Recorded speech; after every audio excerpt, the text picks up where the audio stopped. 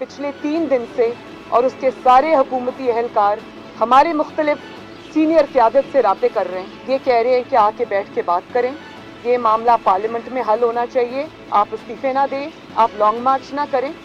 तो ये तो इबरत का मकाम है उस शख्स के लिए। अपना सेंट्रल एग्जीक्यूटिव कमेटी से मशवरा करना है, तो मैं इसी केस को अपना सीसी के पास लेके जा रहा हूँ कि हम अपना सिंध हुकूमत का कुर्बानी दें, हम अपना नेशनल असेंबली सीटें की कुर्बानी दें। पीपल्स पार्टी इस्तीफे नहीं देगी, उसका दिमाग खराब है। पंजाब में उसकी कितनी सीटें हैं? मुझे बताएं कि आसफ जरदारी, बिलावल भुट्टो सिंध से इस्तीफे दे के क्या करेंगे? अगली दफा उनको सिंध भी नहीं मिलेगा। अस्सलाम वालेकुम। प्रोग्राम दोहराए के साथ मैं हूं असदरीम खान और मेरा साथ देंगे इफ्तिखार शिराजी साहब। जैसे आपने सुना, पीडीएम के अहम तरीन 13 दिसंबर के जलसे के लिए तैयारियां जारी हैं। पाकिस्तान पीपल्स पार्टी के को चेयरपर्सन कहते हैं कि हम सिंध हुकूमत की कुर्बानी देने को तैयार हैं, लेकिन अगर पहले कहा जाता था कि जनवरी में फैसला किया जाएगा इस्तीफों का, तो अब बात की जा रही है फरवरी की। पाकिस्तान मुस्लिम लीग नवाज की नायब सदर का कहना है कि हमें कुव्वतें कॉन्ट्रैक्ट तो कर रही हैं, लेकिन हम अपने ओरिजिनल लाहे अमल के मुताबिक ही चलेंगे। जबकि दूसरी जानिब पाकिस्तान तहरीक इंसाफ की हुकूमत के साढ़े 3 साल या 3 साल में ये आपने चौथा काबीना का रिशफल देखा। शेख रशीद साहब को वफाकी वज़ीर दाखिला तकर्रर कर दिया गया है, जबकि साबिक वफाकी वज़ीर ब्रिगेडियर रिटायर्ड एजाज शाह साहब को अब नारकोटिक्स कंट्रोल का पोर्टफोलियो दे दिया गया है, जबकि आज़म स्वाति साहब अब रेलवेज़ में आ गए हैं। अब याद रहे कि 2018 में भी शेख रशीद साहब की यही चाहत थी कि वो फेडरल मिनिस्टर फॉर इंटीरियर बन जाएं, लेकिन अगर तब नाकाम हुए तो इस बार कामयाब हो गए। वेरी ब्रीफली शिराजी साहब, आपके करीब ये फैक्ट दुरुस्त है कंसिडरिंग हमारे मसाइल कितने ज़्यादा पेचीदा हैं? क्या शेख रशीद साहब वो पहला नाम है जो आदमी सोचता है considering a responsible and empowered interior minister? Asad, अगर मेरा ख्याल में है ये फैसला इतना लॉजिकल और दुरुस्त होता तो ये फिर तो एक तो ये कि 2018 में कर लिया जाता, जब आपने भी बताया कि खुद शेख रशीद साहब की ख्वाहिश थी कि उनको वज़ारत दाखिला का कलमदान दिया जाए जी। और अगर उनकी एक्सपर्टीज़ भी इसके अकॉर्डिंगली होती तो मेरा ख्याल में कल से ले कर आज तक पाकिस्तान के अंदर बहुत सारे तजज़ियाकार वो वजूहात ढूंढने की कोशिश कर रहे हैं कि किन बुनियादों पे शेख रशीद साहब को वज़ीर दाखिला बनाया गया, लेकिन मेरा ख्याल है किसी को अभी तक वो वजूहात मिल नहीं पाई। लेकिन मैं समझता हूँ कि जो मेरी नाकिस राय के अंदर बुनियादी तौर पर लगता ये है कि ब्रिगेडियर एजाज शाह साहब, और जिनका मैंने कहता हूँ कि उनका टाइटल जो है वो ब्रिगेडियर पहले आता है और नाम उनका बाद में आता है, तो एक तासुर ये बहरहाल मिलता है कि शायद वो इस्टेब्लिशमेंट के रिकमेंडेशन के ऊपर वज़ीर दाखिला बने हैं। और रिसेंट पास्ट के अंदर हमने देखा है कि जब से शहजाद अकबर साहब को बतौर मुशीर दाखिला ले के इमरान खान साहब, तो उससे ये तासुर बड़ा तक़वियत पकड़ी है कि शायद ख़ुद प्राइम मिनिस्टर भी उनकी परफॉर्मेंस को ज़्यादा मुतमईन नहीं है। और जब से पीडीएम का इत्तेहाद बना है और अपोजिशन सड़कों पे आई है, उसके बाद हमने देखा है कि जहाँ शाह साहब का जो एक स्टेटमेंट थी बिलखुसूस ANP के हवाले से जी, उसको क्रिटिसाइज़ भी किया गया और उसके बाद हुकूमत ने भी रियलाइज़ किया, और यही वजह है कि परवेज़ खटक साहब और ख़ुद उनको फिर 4 सदा मर्दान जाना पड़ा और जाके तो ANP की क़यादत से बाकायदा उनको सॉरी कहनी पड़ी।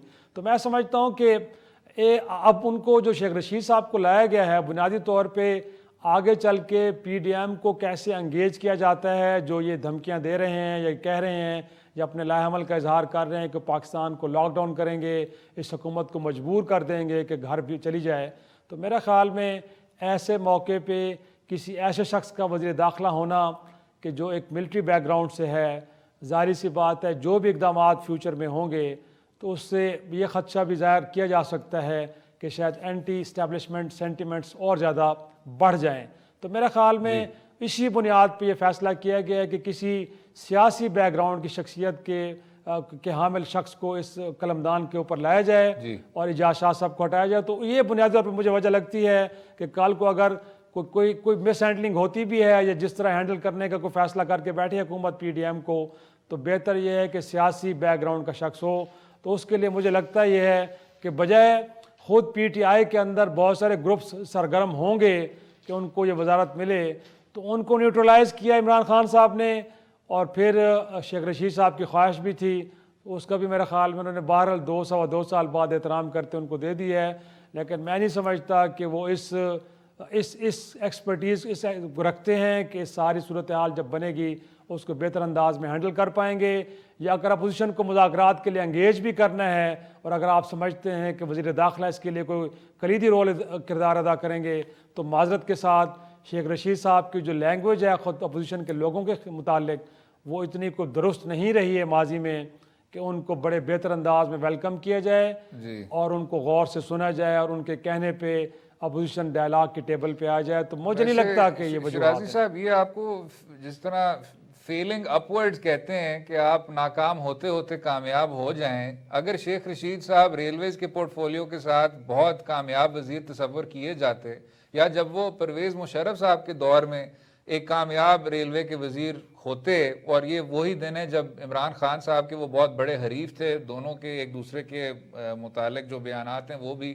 ریکارڈ پہ ہیں، اس سب کو نیوٹرلائز کرنے کے لیے آپ نے اپنے ایک اتحادی کو یہ پورٹ فولیو دے دیا ہے شرازی صاحب۔ اور یاد رہے کہ پاکستان مسلم لیگ کاف کے لیڈران کتنے زیادہ ناراض ہیں کہ ہمارے ساتھ تو ملاقات ہی نہیں ہوتی، دوسری جانب آپ عوامی مسلم لیگ کے قائد کو جن کا کوئی ڈسٹنگوشڈ کیریئر سروس ریکارڈ نہیں دیکھنے کو ملتا، اس کو آپ نے اتنا اہم پورٹ فولیو سے نوازا ہے، کس طرح دیکھتے ہیں جناب مختصراً؟ اور پھر میں آپ کی ڈیفینیٹلی میرا خیال میں بالکل آپ ٹھیک کہہ رہے ہیں کہ تمام جو انڈیکیٹرز ہیں وہ تو نشاندہی کرتے ہیں کہ بغیر مشاورت کے یہ فیصلہ ہوا ہے۔ اب یہ تو تاریخ بتائے گی کہ فیصلہ ان کا اپنا ہے یا کہیں اور سے ہوا ہے۔ اور شرازی صاحب یہ اعظم سواتی صاحب آپ یاد ہے سر جو پولیس کا سارا معاملہ ہوا تھا، اعظم سواتی سے آپ نے استعفیٰ بھی لیا تھا، that gentleman is also failing upward sir۔ تو ہاں بالکل آپ کو کیا آدمی نہیں ملتا کیا؟ نہیں میرا خیال میں یہی ہے، میرا خیال میں ایسے موقع پہ خود آپ نے اپنی پارٹی کو بھی متحد رکھنا ہے اور آپ نے کچھ رائٹ چوائسز لینی ہیں، تو بڑی حیران کن بات ہے کہ خان صاحب اس موقع پہ اس طرح کی چوائسز لے رہے ہیں، یقینی طور پہ اس سے معاملات حال تو نہیں ہو لگتا ہے کہ پیچیدگیاں اور بڑھ جائیں گی، لیکن اگین خان از خان جی، اب پتہ نہیں انہوں نے کسی سے مشاورت کی بھی ہے کہ نہیں کی اور ان کا اپنا فیصلہ ہے، تو ظاہر سی بات اس کی اونرشپ بھی لیں، اور جب کل کو خدا نہ خواستہ کو فیلئر ہوتا ہے تو پھر اس کو بھی ایکسیپٹ کریں کہ ہاں جی میں نے غلط فیصلہ کیا تھا۔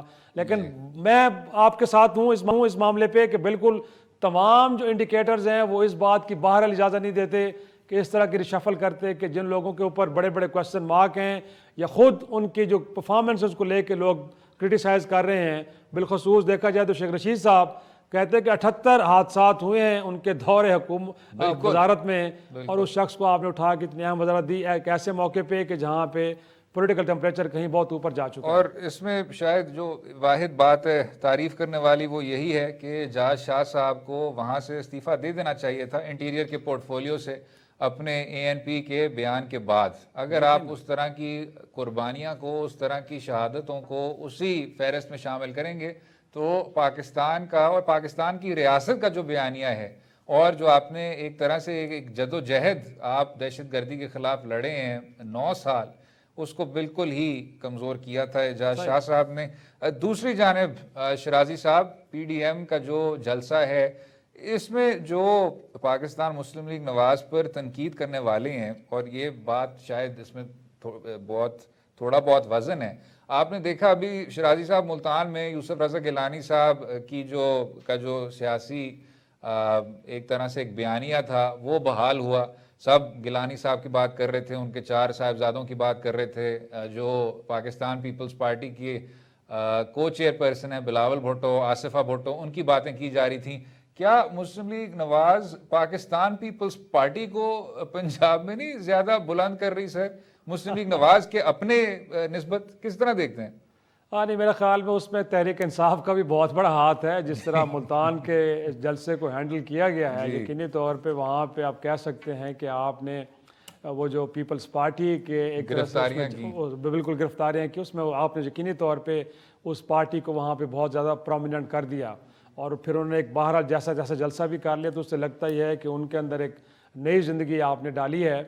لیکن اب صورتحال جس طرف بڑھ رہی ہے، 13 کو آخری جلسہ اسد، اس کے بعد تو یقینی طور پہ جو اگلے آپشنز ہیں وہ آپشنز ہیں کہ ان ہاؤس چینج کے یا پھر استعفوں کے۔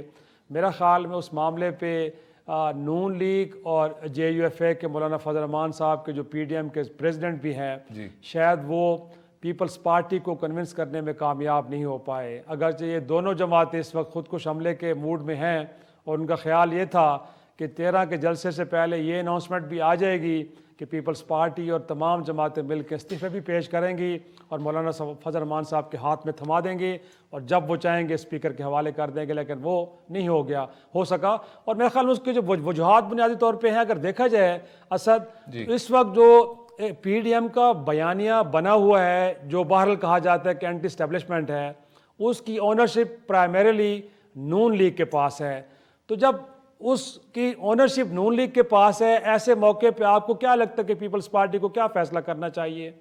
اگر اس وقت وہ اس آپشن کے ساتھ جاتی ہے کہ استعفے دے دیے جائیں تو پیپلز پارٹی کے سٹیکس ہیں, سندھ کے اندر اس کی گورنمنٹ ہے, تو گویا کہ اپنی گورنمنٹ کو بھی آپ گوائیں گے اور یہاں پہ بھی آپ یقینی طور پہ آپ قومی اسمبلی پہ بھی اپنے آپ کو آپ استعفے دیں گے تو آپ جائیں گے.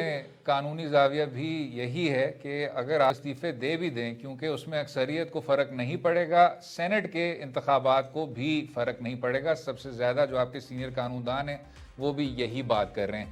وقفہ لیں گے.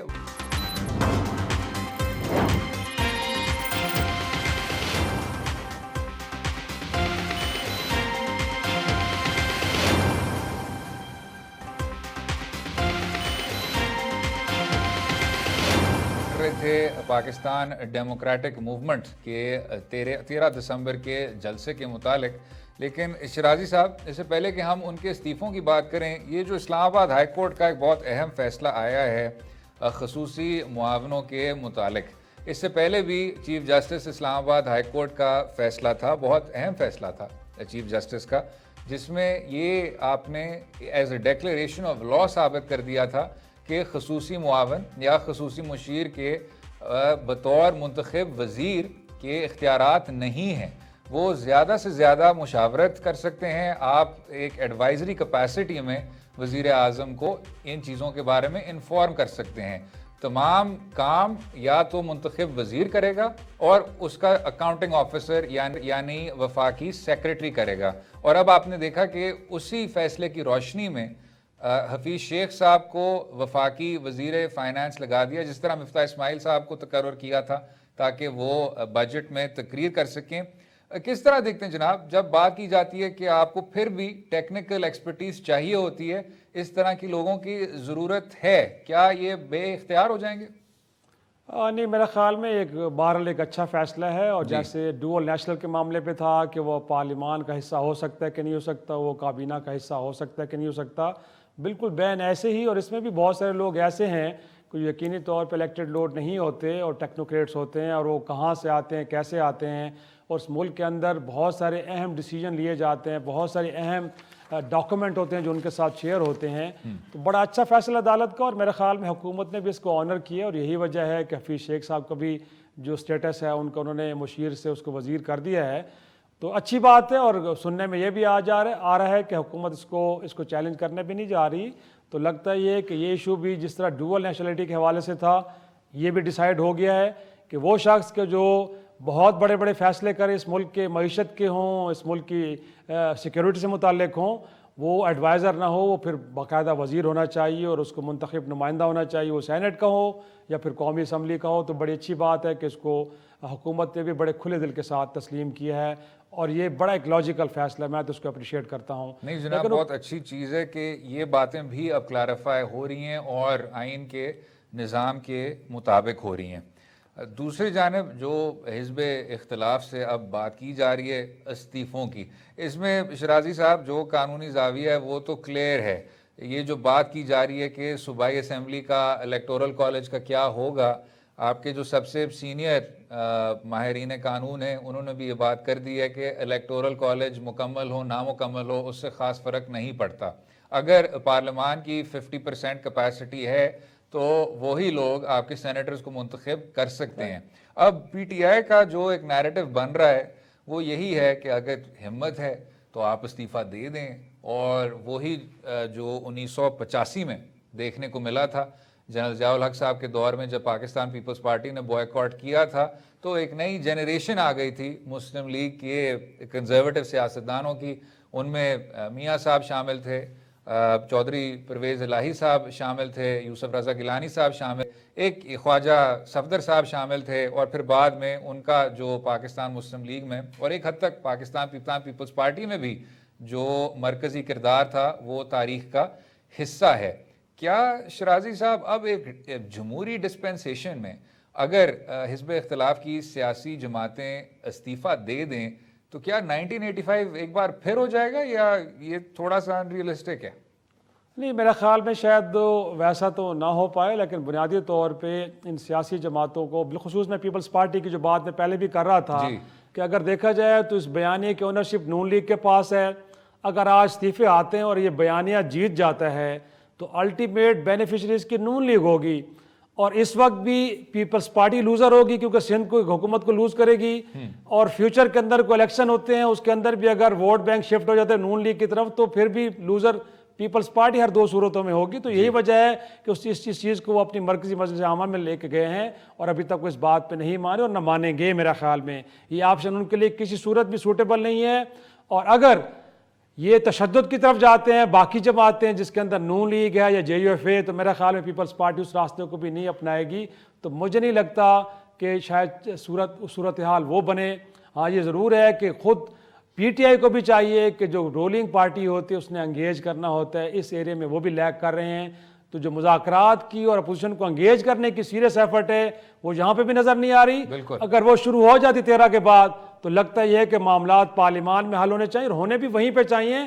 खुद PDM को भी पता है कि इलेक्शन रिफॉर्म्स करनी है या कुछ और करना है, यार आपने अगर रूल्स ऑफ गेम को सेट करना है दोबारा से तो उसके लिए रास्ता पार्लियामान की तरफ जाता है, सड़कों की तरफ हरगिज़ नहीं जाता। असद बिल्कुल दुरुस्त कह रहे हैं सर। आपकी अपनी सियासी लेजिटिमेसी के खातिर, मुस्बत कानून साजी के खातिर बेहतर होगा अगर ये जो एक जारहाना किस्म का तरीका का उसको अब छोड़ दें, सर जोड़ के इन मामलों पर बात करने की कोशिश करें और meet the opposition half way, ताकि इस्तीफे देने या ना देने की नौबत ही ना आए।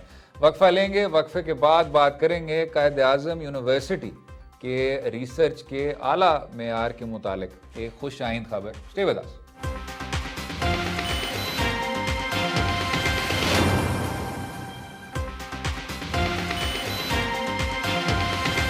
वेलकम बैक टू दो राय। अक्सर यूनिवर्सिटीज़ का मेयार उसके रिसर्च के मेयार से जुड़ा हुआ होता है, और ये एक बहुत खुश आइंद खबर है कि अमेरिका के स्टैनफोर्ड यूनिवर्सिटी ने जो एक फहरिस्त पब्लिश की है उसमें पाकिस्तान के 10 असातिज़ा का दुनिया के 2% बेहतरीन साइंसदानों में ना सिर्फ वो शामिल हैं लेकिन उसके साथ साथ कई और भी पाकिस्तानी नाम भी शुमार हैं। इस सब पर बात करने के लिए हमारे साथ हैं वाइस चांसलर कायद आज़म यूनिवर्सिटी डॉक्टर मोहम्मद अली साहब। बहुत बहुत शुक्रिया डॉक्टर अली साहब शो में शामिल होने का, हमें अपना कीमती वक्त देने का। इसमें सर खसूसी तौर पे QAU के फैकल्टी के नाम भी हैं, किस तरह देखते हैं जनाब, और ये कितना ज़्यादा अहम है पाकिस्तानी यूनिवर्सिटीज़ के रिसर्च के मेयार के मुतालिक? देखें, आपका बहुत शुक्रिया मुझे आपने प्रोग्राम में लिया। मैं समझता हूँ कि ये बहुत इंपॉर्टेंट चीज़ें हैं, छोटी छोटी रिकग्निशंस हैं जिनको हमने देखना है, और ये हमारे 10 साइंटिस्ट नहीं पाकिस्तान से, ये 63 साइंटिस्ट हैं, उसमें से 11 कायद आज़म यूनिवर्सिटी से हैं। तो मैं समझता हूँ कि टॉप 2% इन द वर्ल्ड में आपके 60 से ज़्यादा साइंसदानों का इंक्लूड होना, और उसमें एक जो सबसे दिलचस्प बात है कि वो सारे शोबों के हैं। इसमें सोशल साइंसेस के उस्ताद भी शामिल हैं, इसमें एग्रीकल्चर साइंस के भी हैं, इसमें नेचुरल साइंस के भी हैं, इसमें बायोलॉजिकल साइंस के। तो ये बड़ी खुश आइंद जो है वो बात है, और मैं समझता हूँ कि पाकिस्तान की हायर एजुकेशन और रिसर्च कल्चर के लिए ये बड़ी अच्छी रिकग्निशन है जी। लेकिन डॉक्टर साहब ये बताइए बुनियादी तौर पे, जिस तरह आप भी फरमा रहे हैं कि microbiology, environmental sciences, artificial intelligence हो गया, बायोकेमिस्ट्री हो गया, इवन के सोशल साइंसेस के अंदर भी माशाल्लाह हमारे लोग वर्ल्ड के 2% के अंदर बेस्ट रिसर्चर डिक्लेयर हुए हैं। सर एक तो ये बताइए कि इस रिसर्च का कुछ पाकिस्तान को भी नहीं रहा है, इन एरियाज के अंदर को फायदा हो रहा है कि नहीं हो रहा? सर देखिए, बात ये है कि ये जो रैंकिंग्स आती हैं, यूनिवर्सिटी की रैंकिंग्स हैं या साइंटिस्ट की रैंकिंग हैं, اس میں بہت زیادہ اس کے لیے ہمیں ایک فیڈ بیک ملتا ہے نا جی کہ ہم دنیا میں کہاں کھڑے ہوئے ہیں. پاکستان کے اندر ہمیں میرا خیال ہے کہ ایک کلچر یہ بھی دیکھنا چاہیے کہ ہمیں اپنی جو ہماری کنٹریبیوشنز ہیں یا جو ہماری اسٹرینتھس ہیں ان کو سیلیبریٹ کرنا چاہیے, ان کو ریکگنائز کرنا چاہیے. میں یہ سمجھتا ہوں کہ یہ بہت بڑی اچیومنٹ ہے کہ 60 سے زیادہ پاکستان کے سائنٹسٹ دنیا کے 2% ٹاپ سائنٹسٹ میں شامل ہوتے ہیں, اور میرے لیے بہت خوش آئند ہے کہ اب 11 سائنٹسٹ ہماری یونیورسٹی سے ہیں اور باقی یونیورسٹی سے بھی اسی طرح بہت سارے سائنٹسٹ شامل ہیں. تو میرا خیال ہے کہ یہ ایک بہت اچھا ہمارا سائنس کے کلچر کے لیے, ہماری ہائر ایجوکیشن کے لیے. اور جیسے میں نے بتایا کہ سب سے حوصلہ افزا بات یہ ہے کہ سوشل سائنس کے لیے سوشیولوجی, اینتھروپولوجی, ان سبجیکٹ, فوڈ سائنس, ان سبجیکٹ سے بھی لوگ جو ہیں وہ ٹاپ 2% جو دنیا میں سائنٹسٹ ہیں اس میں شامل ہوئے ہیں. کرٹیسزم ہوتا ہے وہ بھی ہمیں سننا چاہیے, لیکن ہمیں اپنی سکسیس کو سیلیبریٹ کرنے کا کلچر جو ہے وہ بھی اس کو ڈیولپ کرنا چاہیے. تو یہ بڑی حوصلہ افزا اور بڑی انکریجنگ جو ہے یہ ڈیولپمنٹ ہے. ڈاکٹر صاحب آپ مجھے سن پا رہے ہیں ڈاکٹر صاحب؟ جی میں سن پا رہا ہوں, میں سن پا رہا ہوں. جی. تو اس وقت اگر دیکھا جائے تو یہ جو فہرست آئی ہے 1,60,000 لوگ ہیں, تو کیا سمجھتے ہیں کہ جب فیوچر میں کوئی اس طرح کی رینکنگ ہو تو پاکستان سے صرف 63 نہ ہوں بلکہ 6300 ہوں یا کم از کم 1000 لوگ ہوں, تو ہمیں اپنی یونیورسٹیز کے اندر معیار کو بہتر کرنے کے لیے آپ HEC کو کیا تجویز کریں گے؟ دیکھیں شرار صاحب, بات یہ ہے, میں آپ کو تھوڑا سا کلیریفائی کروں کہ یہ 63 ٹاپ 2% میں ہیں. اب اس سے نیچے اگر آ جائیں مثلا ٹاپ 5% میں تو ہو سکتا ہے ہمارے 200 لوگ ہوں, لیکن اسی طرح اگر ٹاپ 10% میں آ جائیں تو ہو سکتا ہے ہمارے 500. ہم اس وقت دنیا میں ٹاپ 2% کی بات کر رہے ہیں جس میں کہ ہمارے 63 لوگ شامل ہیں.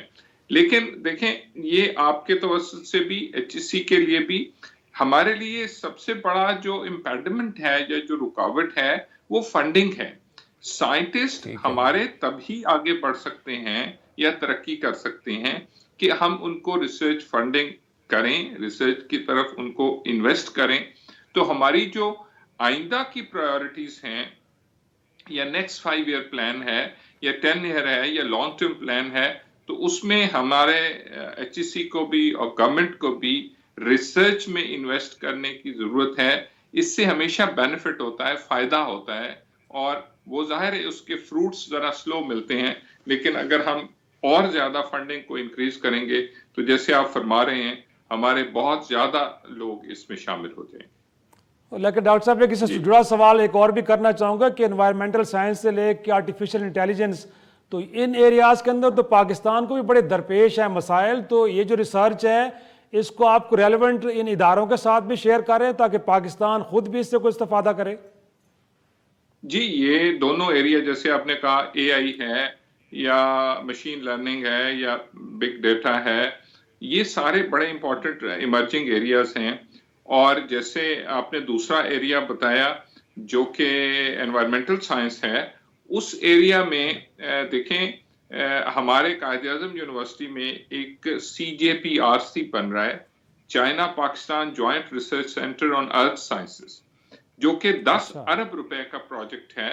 یہ دنیا کا سب سے ماڈرن سینٹر ہوگا اور جس میں ہماری جو ساری ارتھ سائنس ہے وہ اسٹڈی ہوگی اور انوائرمنٹل سائنس ہوگی جس میں کہ انوائرمنٹل امپیکٹ اسیسمنٹ ہے, جس میں گلوبل وارمنگ ہے.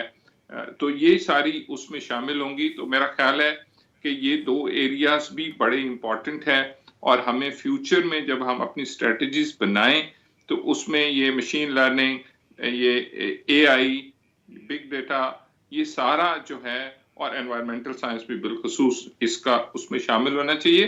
کیونکہ ابھی آپ دیکھ رہے ہیں یہ کووڈ میں بھی یہ ڈیٹا سائنس یا جو سب سے پہلے جو ڈیولپمنٹ ہوئی ہے ویکسین سے پہلے, وہ جینوم جو اس کا کووڈ-19 کا وائرس کا وہ بریک ہوا ہے, تو وہ BHBD ایک آرگنائزیشن ہے, اس میں ہمارے پاکستان کے سائنٹسٹ بھی اس کے ممبر ہیں اور شامل ہیں. تو سب سے پہلے یہ جو جینوم بریک ہوا ہے اس میں بھی ہمارے لوگوں کا کردار ہے. شامل تھے. بالکل ٹھیک. Vice chancellor Quaid Azam university doctor محمد علی صاحب، بہت شکریہ شو میں شامل ہونے کا، ہمیں اپنا قیمتی وقت دینے کا. اگلے حصے میں بات کریں گے جو پائلٹ لائسنسز کے حوالے سے بہت بڑا مسئلہ بن گیا تھا، اور پی آئی اے کریش کی انکوائری کی روشنی میں بھی ایک اوور ہال کی بات کی گئی تھی. اب یہی کیس کچھ اسلام آباد ہائی کورٹ میں پینڈنگ ہے اور اب فیصلہ بھی ہوا، اس پر بات کریں گے. رہیے گا ہمارے ساتھ.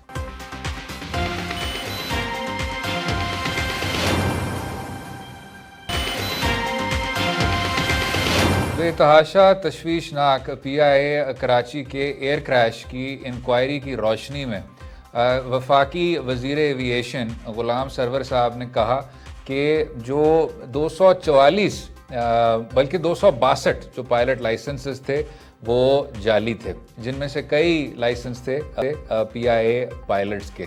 اب اس کے بعد جو سلسلہ شروع ہوا اس میں کئی پائلٹس کے لائسنسز ریووک ہوئے، اور وہ پائلٹس پھر اسلام آباد ہائی کورٹ میں اس ریووکیشن کو نہ صرف انہوں نے چیلنج کیا، لیکن ایک پائلٹ ثقلین اختر، اس کے ریووکیشن کو کا جو چیلنج تھا اسلام آباد ہائی کورٹ میں پینڈنگ، وہ کامیاب ہوا.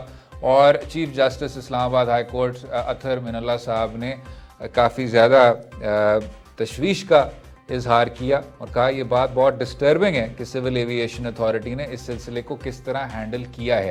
ہمارے ساتھ ہیں council Zeeshan Hashmi, advocate high court ہیں، ایکٹیو وکیل ہیں، ماہر قانون ہیں، جو اس کیس میں کاؤنسل تھے.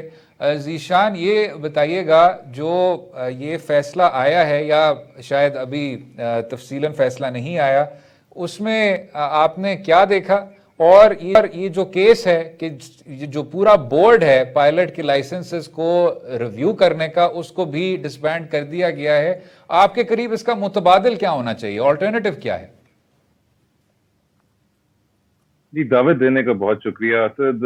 اس میں یہ معاملہ شروع ہوا، یہ ایئر کریش سے پہلے کا معاملہ ہے. یہ 19 فروری 2019 کا، یہ 22 فروری 2019 کا ایک نوٹیفیکیشن ہے جس کے تحت ایک بورڈ آف انکوائری کانسٹیٹیوٹ ہوا.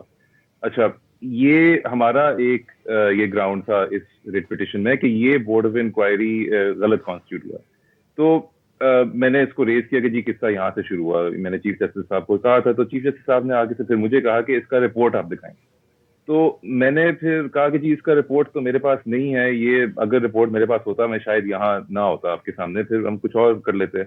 تو پھر انہوں نے پوچھا کہ اس کا رپورٹ کدھر ہے، یہ سول ایوییشن والوں کو پوچھا. تو پھر انہوں نے کہا کہ جی اس کا پہلے انہوں نے کہا ہم رپورٹ لے آئیں گے، ہم ریکارڈ پہ لائیں گے. پھر انہوں نے کہا کہ یہ رپورٹ جو ہے ڈزنٹ ایگزسٹ، یہ ہے ہی نہیں، یہ صرف ایک 262 کی لسٹ اس بورڈ نے بنائی.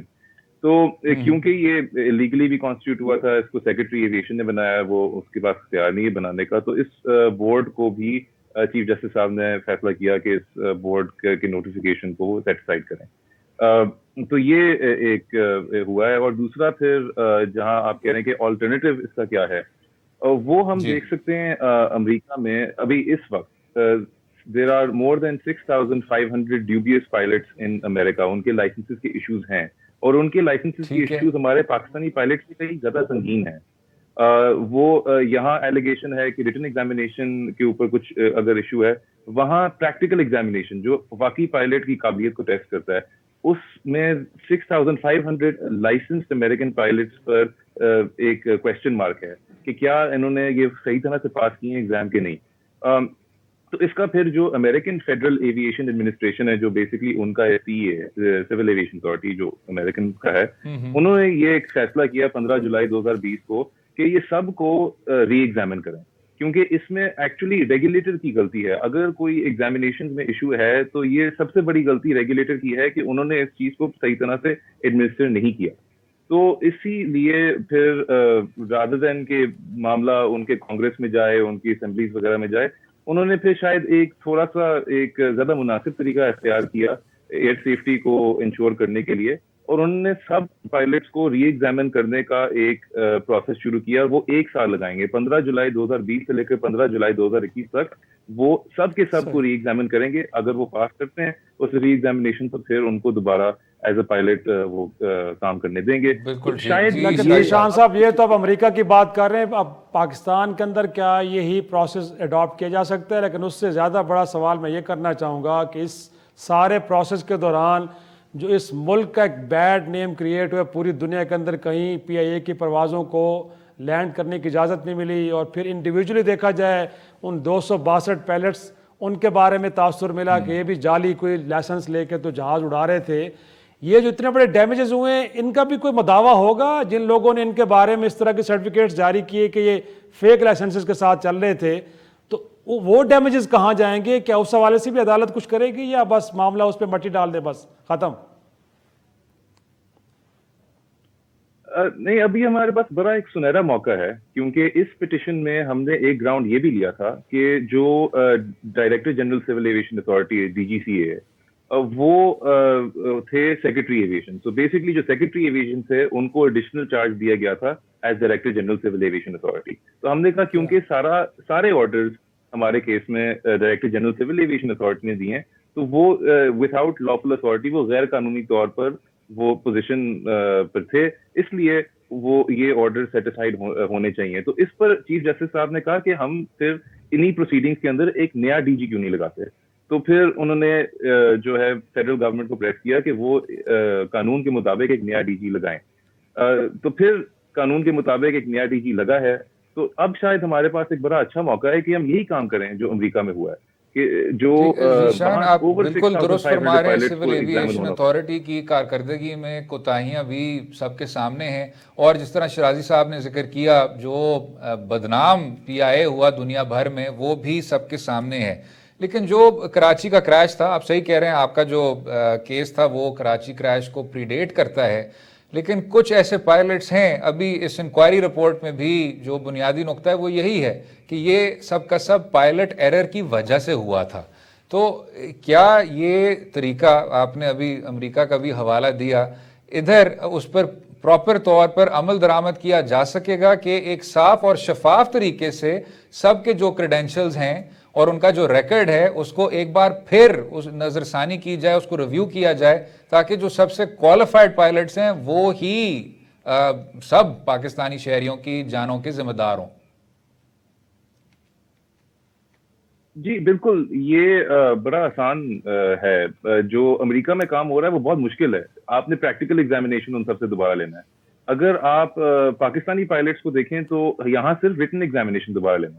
ریٹن ایگزامینیشن دوبارہ لینا is not a big deal at all. مطلب یہاں بھی جو ہے کہ کوئی بھی ایگزامینیشن دوبارہ دینا ہے, ایک آپ نے جا کر ایک رائٹنگ میں یا کمپیوٹر پر یہ انہوں نے ایگزام دینا ہے. یہ ایڈمنسٹریٹولی اتنا مشکل کام نہیں ہے. اور جو بھی یہ سارے لوگ ہیں جتنے pilot at least there I have come across in I can only speak to my clients, لیکن میرے کلائنٹس کے پریکٹیکل پیرامیٹرز بڑے زبردست تھے. تو ان کو صرف اگر ایک ایلیگیشن ہے وہ بھی پروو نہیں کر سکی حکومت کہ یہ ان کی ریٹن ایگزامینیشن میں ایشوز ہیں, تو make them sit the exams again and if they pass them تو پھر وہ اپنا کام اچھی طرح سے جس طرح پہلے بھی کر رہے تھے. ہاشمی ایڈوکیٹ ہائی کورٹ, بہت شکریہ شو میں شامل ہونے کا, ہمیں قیمتی وقت دینے کا. اور جیسے آپ نے سنا, اشحد ضرورت ہے کہ ان تمام کریڈینشلز کو ایک بار پھر ریویو کیا جائے اور جو PIA کا دنیا بھر میں ریپوٹیشن جو بن گئی ہے اس کو بھی مثبت طریقے سے بحال کیا جائے. امید ہے آپ کو آج کا پروگرام پسند آیا ہوگا. مجھے اور شرازی صاحب کو اپنی رائے سے بھی آگاہ کیجیے اور اجازت دیں کل تک. خدا حافظ.